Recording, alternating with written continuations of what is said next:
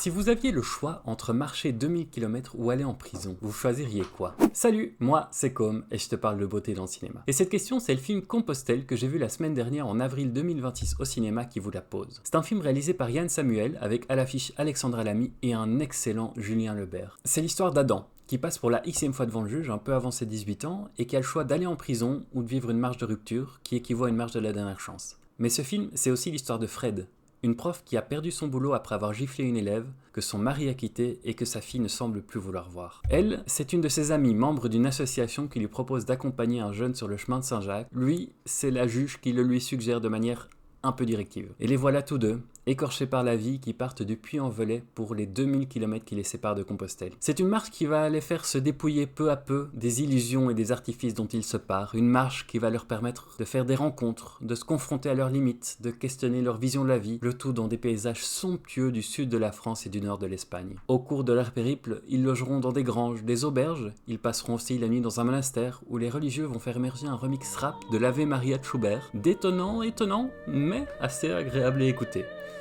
Kilomètre après kilomètre, cloche après ampoule, ils vont tous deux à la rencontre de leurs aspirations les plus profondes au cœur d'une nature vivifiante. Je vous avoue que la bande-annonce m'avait fait envie dès le premier visionnage et j'ai pas été déçu. Ce film vous embarque avec lui, vous faisant vous poser les mêmes questions que les personnages principaux, ce qui fait que quand vous sortez de la salle de cinéma, vous avez vous aussi voyagé intérieurement. Puis les paysages du chemin de Compostelle sont grandioses. Mais faites attention, en sortant de la salle, vous pourriez avoir envie d'aller acheter des bonnes chaussures de marche pour vous mettre en marche à votre tour. Bref, le film s'appelle Compostelle et il est encore au cinéma, donc allez-y si vous en avez l'occasion. Et si tu veux entendre parler d'autres beaux films, tu sais ce qu'il se reste à faire, abonne-toi.